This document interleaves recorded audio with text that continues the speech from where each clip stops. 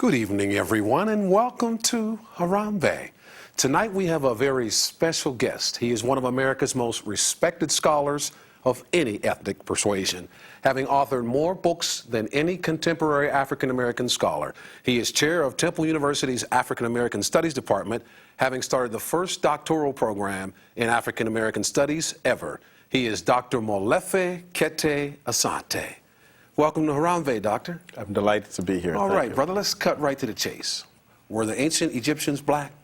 Yes. I mean, every indication that we have, historical information, linguistic, art, in terms of art, in terms of science, the ancient Egyptians were African people. And anyone, as John Henry Clark, the eminent historian, likes to say, who was in Africa, who was not black, was either an invader or the son or the daughter of an invader. Africans were black. And in antiquity, of course, the ancient Egyptians were black people. Mm-hmm. Well, what categories of evidence do you have to support your contention that the ancient Egyptians were black? Well, it's a curious question that you ask about the categories of support. And the reason it's a curious question is because no one asks, if you talked about the Greeks, no one will say to you, what proof do you have that the ancient Greeks were white people? Nobody asks that kind of question. They ask that question about Egypt, but the categories are numerous categories. But fundamentally, the ancient name of Egypt, of course, is not Egypt. Egypt is the Greek name, Egyptus, but the Africans call the land Kemet, which means the land of the black people. And so Kemet itself, in terms of just the language, in terms of the Medu Neter, which is the ancient Egyptian language, in terms of that language, we know that they were black people. But not only that, but if you go and you look at the paintings on the tomb walls, what you see are black people. If you look at the indications, for example, in documents such as in the tomb of Ramses III, where you have the world's first ethnology, that's where you have a group of people representing different races. The Ethiopian and the Egyptian are both black people, and they look just alike. So that's evidence. I mean, then there's the evidence of the Europeans themselves. I mean, Greek people, like Aristotle and Herodotus. Aristotle says that the Egyptians that he saw, he says that they were black. In fact, he said they were very black. He said the Ethiopians and the Egyptians are very black. And this book is Physiognomonica. You can look it up. I mean, people can look that up. I mean, Herodotus says, for example, that the people of Colchis must be Egyptians because, like them, they have black skin and woolly hair. So the ancient Egyptians were black according to the Greeks and the people who were, observers who saw these people. Mm-hmm. So I don't think it's any question. I mean, the Egyptians never even, they never, I mean, this question would be crazy. It is not even, it should not even be discussed. Anybody who thinks that the people of Africa, the Nile Valley region of Africa, and the Nile Valley civilizations were either European or were Asians, do not know the documents and don't know the facts of the Nile Valley history. Mm-hmm. Well, there are some detractors, Dr. Asante would say, what difference does it make? I mean, with all the problems that people of African descent have today, what difference does it make that the ancient Egyptians were black? How do you respond to that? Well, it makes a lot of difference. And the difference it makes is that, number one, you've got to have your facts straight. And in order to look at the contemporary situation, you've got to have facts straight. And I think for school children, it's very important that people teach accurate information, not teach information that is distorted, that is false. I mean, I've gone to schools recently where young people believe that Egypt is not even in Africa. I mean, how does a kid in the 8th grade get to the point where she believes that Egypt is in Europe? The only way you can get to that point is because of the distortion of the information in people's minds and imagination. So when I say that it is important that we have this information, it's important for, number one, you teach accuracy. Number two, it's important because it relates directly to our perception of the African continent itself. I mean, to rob Africa of its classical civilizations is much like robbing Europe, for example, of Greece and Rome. I mean, so it is important in terms of perception, in terms of conception, in terms of how people view themselves, how we view each other. It is important that we have accurate information. The ancient Egyptians were black people, and the evidence, of course, by people like Sheikh Anta who did even melanin tests on the skins of the mummies of antiquity. I mean, all of these evidences are enough to demonstrate that if we talk about antiquity, you're talking about a black people. I mean, you're not talking about a European people or an Asian people. You're talking about people who, in fact, the further back you go in antiquity, the blacker the people are. So if you come forward, then you have, of course, you know, the mixtures coming in, the Arab population coming in. But the Arab population doesn't come into Egypt in large numbers until 639 to 641 of this era, this era, not before, not in the BC era. In the BC era, there are no large influxes of people, with the exception of the invasions. Occasionally, one could point to the invasion, for example, in 625 of the Persians, and then the invasion in 333 of the Greeks. But these were not great influxes. The great influx was the Arab influx, which came from Arabia into Egypt, and that influx came in the 7th century A.D., and not in antiquity. Mm-hmm. You mentioned that Egypt is designated as being in the Middle East as opposed to being a part of Africa, which we both know that it is. At what point in history, Dr. Asante, was Egypt taken out of Africa and placed in the Middle East, and why? Well, the Middle East, and I've written about this too, as you point out. I mean, I've written about this a lot because part of what has happened is that people take the notion that Middle East, they believe that Middle East refers to a continent. It doesn't refer to a continent at all. I mean, we know that. It is a political entity and a political concept. And it's a political concept that came into being basically after the last great European war in the latter part of the 1940s, the early part of the 50s. But so it's a political designation, but it's not a continental designation. There's no continent, Middle East. Egypt, of course, has always been in Africa. You can't take it out of Africa. You can drive overland from Ghana to Egypt. You can go from Kenya overland to Egypt. There's only one country separating them. You can go from Ethiopia to Egypt. You can go from Sudan to Egypt. They're on the same continent. But what happened was that in the top of the 18th century, 19th century, after 1800, 1803, around that time, there was a deliberate attempt on the part of many European scholars to try to deal with what they had found in Egypt. I mean, the monumentality of the temples, the great extent of the tombs and so forth, which was more monumental than anything, and they had to try to take Egypt out of Africa. Mm-hmm. We want to pick up a little bit more on that, but first we're going to take a break right here and give our viewers a chance to test their knowledge of history with our monthly feature, Black Facts.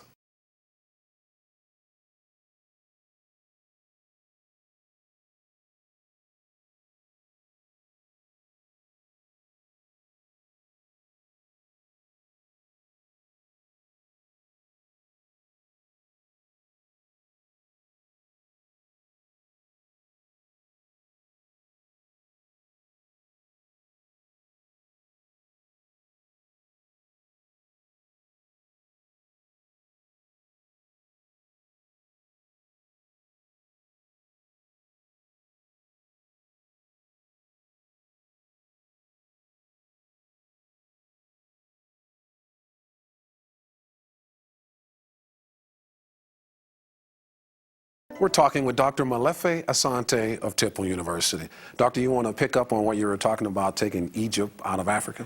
Yeah, the point I was making, of course, was that in 1799, when the French invaded Egypt with the Grand Army of France, they discovered in the Nile Valley a civilization that was more majestic and more monumental than Greece and Rome combined. And it was a problem, I mean, because they had been teaching in European universities courses on the classics, and they meant by that, of course, the European classics, Greek and Latin, Greece and Rome. But when you find a civilization that was anterior to Greece and Rome and more majestic and monumental, in fact, there's more written material about this African civilization. Question is, what do you do with it? And I think that was the beginning of trying to take Egypt out of Africa. The idea was that it could not have been created by African people. I call it the legacy of disbelief. The idea that, wow, I mean, this is in Africa? How did these temples get in Africa? How did these columns get in Africa? How did the father of medicine get to be an African? I mean, how did the father of writing get to be an African? I mean, how did the originators of astronomy get to be African people? The originators of agriculture, of geometry, of surgery, of music. I mean, in terms of written music, mathematics. And this contrasted with the great enslavement at the same time. This is exactly right. And of course, while Africans were being enslaved during the same period of time in terms of the rediscovery, in a sense, by Europe of Africa, what had to happen was what Martin Bernal calls in his books Black Athena, you had to have an Aryan interpretation of history. The Aryan model of history was an interpretation that simply said it could not possibly be true that black people created a civilization like this. So that's when you get the idea that somehow Egypt is not a part of Africa. Mm-hmm. What are the most noteworthy accomplishments of the Egyptian era?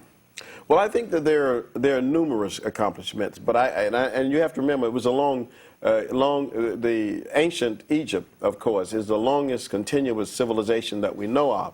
I mean, if you go back to 3100 before the Christian era, and you start there with the first dynasty. Now, of course, you can go even earlier than that if you start with the 16 kings before Menes, who was the first king of the first dynasty. But if you look at that whole tradition, there were 3 golden periods in ancient Egypt before the first golden period in Greece. That sort of gives you the length of this history. I mean, you had a first golden period, which comes around the 6th dynasty, and then you had another one around the 12th, and then you had and the 18th, and then you had a stronger dynasty around the 25th and 26th. So you had, which were great in terms of the revival of architecture, the development of literary forms, and I think then that the fundamental contribution might very well be a spiritual contribution. I mean, even though you have all of these technical and material contributions, when you look at the ancient Egyptians' approach to life, and of course, the approach to life is an approach to death. I mean, the same thing. The idea of the eternal life and the concept of eternal life as symbolized in mummification itself and in the construction of the tombs, some of them 60 or 70 feet under the earth, of individuals who would construct their tombs there so that they could live in eternal life. I think the concept of eternal life was the biggest contribution that the Egyptians made, if you look at the spiritual side of it. Mm-hmm. Tell us about the Egyptian mystery system. Well, the mystery system was no mystery, of course, to the Egyptians. I mean, it was a mystery to the Greeks, but it was not a mystery to those people. I mean, they truly understood that if you looked at any of the great myths of Egyptian life, for example, the myths at Heliopolis or the myth at Memphis, where you had the construction of reality based on the deity Atum and Ptah. I mean, what you discover is that in order for a person to be well educated, the Egyptians thought that it was necessary that a person go in as an initiate and learn various categories of knowledge. So the mystery system was in fact the first university system. I mean, this is why people have spoken of it as the Osiris-Ika, the place, of course, where Osar or Osiris gave forth at least the knowledge of Osar, and the various attributions of Osar were very important for people in terms of learning how to pass through life. Mm-hmm. What are some of the remaining tenets or principles that date back to the great Egyptian era that are still in place in what we know as Western civilization? I mean, almost everything. No, I'm really being facetious. But when you've been to Egypt, or when you study Egyptian history and culture, and when you look in the African Nile Valley, you come back to the West if you have never gone to Egypt, and you see everything. I mean, you look at the columns, for example, on banks and buildings, and you see the columns that people call Greek columns, and you know that these are Egyptian columns, and you know that they existed in Egypt 2,000 years before they existed in Greece, and that the Greeks got them from Africa. When you look at lions, when I drive down the street in residences and I look at lions out on people's lawns or entrance to their driveways, I recognize these as replicas of the Sphinx and concepts that came right out of the avenue of the Sphinx in Thebes, Luxor. So you have that. You have the pyramid, of course, which is everywhere. And you have the Eye of Horus, which is on the back of the dollar bill. I mean, so almost everywhere you look, you see ancient Africa. I mean, it is almost impossible to escape. So much so that even if you take, for example, just the idea that ancient Africa gave to us the concept of measurement, the first people to measure with a Nilometer, for example, the rising of the River Nile. I mean, this was the concept of measurement itself was fundamental. I mean, you can look at not just measurement, but you can look at even at constructions of language, genres of literature. The autobiography was first given to us by the ancient Africans, the first autobiography in the world. You see, the autobiography of Winnie. The first philosophers were given to us by the ancient Africans. Harkuf, for example, Kagimni, Ptahhotep. These were philosophers who lived at least 2,000 years before the first Greek philosopher, who was Thales. So the problem is we don't know about this, and they don't teach this in school. Okay, and that's exactly what we want to pick up on, Dr. Asante, is how is it that I can go through high school, college, and graduate school, and unless I went out and found books written by scholars like yourself, I would not know this information. We're going to talk about that. But we're going to take a break right here. We're going to chat some more with this very interesting man, Dr. Asante, right after this Black Facts. Stay with us.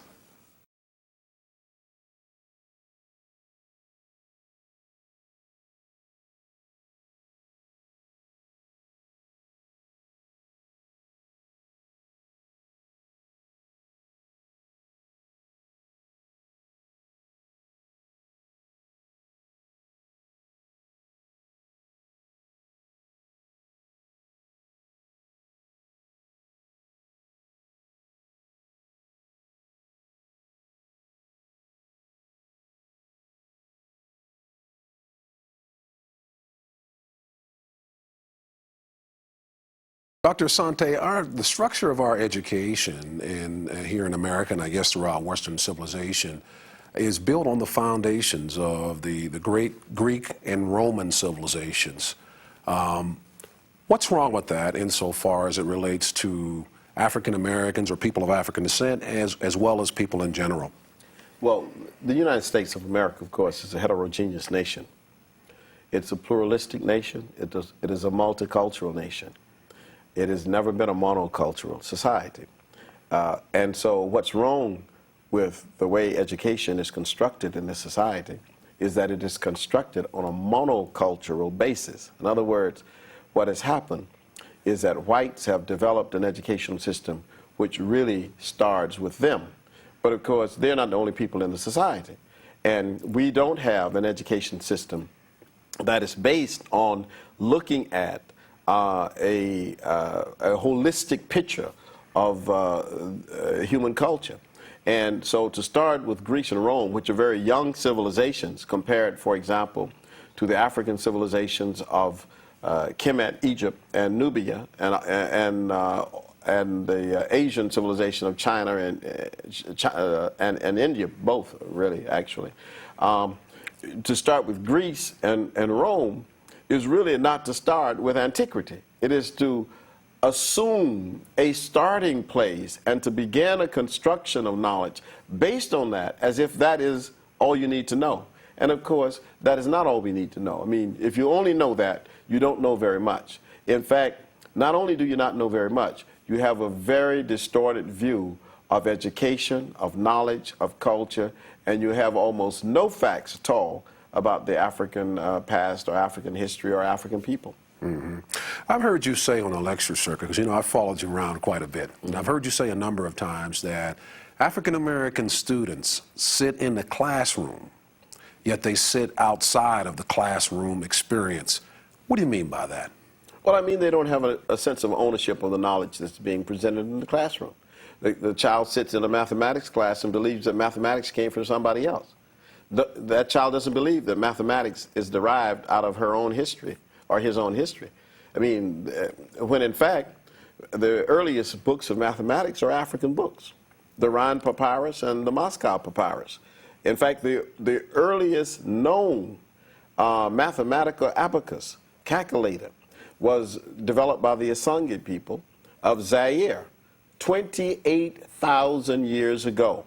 So this is an African mathematical tool. But if you're sitting in a mathematics class and you're an African American person and you feel that somehow math is something you have to go get because African Americans or African people never experienced or developed mathematics, then your education is a poor education. You don't understand that all human beings have contributed to the various disciplines. So when the Latino child sits in the classroom, that child has to feel ownership of the information. When the African child sits in the classroom, that child has to feel ownership, just like the white child who sits in the classroom, whatever the field is. If it's literature, if it's social studies, if it's fine arts. Philosophy. Give me some examples of philosophy. Well, if in a philosophy class, I mean, what happens is that you have people will start with you with Socrates and Plato and Aristotle, as if there are no Indian philosophers, no Chinese philosophers, no African philosophers. And consequently, if you're educated in that system, it really educates you for white supremacy. It does not educate you to live in a heterogeneous, pluralistic, multicultural society. And so consequently, you have black people who become Clarence-sized. I mean, like Clarence Thomas. I mean, they're educated in a sense away from themselves, you see. Now, what do you mean by Clarence-sized? I've heard you say that before. Well, I just said it. I mean, these are African people who believe, in a sense, that they have no history separate from white people, that there is no tradition, historical or cultural, of African people outside of what they see white people having. So they see themselves as an imitation of white people. Mm-hmm. Give me an example of what you feel classical music is. I mean, it's simple. It's African-American music, jazz. That's, to me, it's not Bach, it's not Beethoven. Well, that's a classical too, but that's European classical. Okay. The classical is not a term that can be simply captured by one particular people and held. I mean, when someone and held as if it tightly, as if, wow, that's classical. I mean, part of what has happened in our education is that people have the imposition of the European worldview has been such that they have imposed themselves in a universal frame on everything. So if you say classical music, people normally think of European music. Well, that's one classical music. It's not, I mean, there's Japanese classical. I mean, there's the classical music of the United States is jazz. Mm-hmm. Dr. Asante, what's it going to take? I mean, you're obviously a very learned man and spent quite a bit of time gaining that knowledge. What's it going to take to get this kind of information in our high schools and colleges and universities? We're moving on that now. I mean, there are a number of publishers You know, there are a number of publishers, particularly Africa World Press and People's Publishing Group, who are doing an intensive development right now of books and articles just for this purpose. I mean, it's necessary for the whole society, not just for African Americans. I mean, this is an American problem, and it's an American issue. I mean, it's a vision of the society, how we live with each other, how we respect each other, how we understand each other. This is information that we all ought to have access to. Time is very much of the essence. Why don't you tell me, what are the negative ramifications of... There are none. I'm sorry, go ahead. No, okay. And insofar as whites, or within our society, of getting a one-sided depiction of history. Yeah, I thought you were going to say what I was saying. No, but the negative side of that, I mean, is that if whites get a one-sided picture, then they do not know the whole truth. I mean, you have to have all the parts, and we all have to have all the parts. Certainly African Americans have access to white information. White people rarely have access to information about Africa and African people. In fact, even the most learned do not sometimes have information.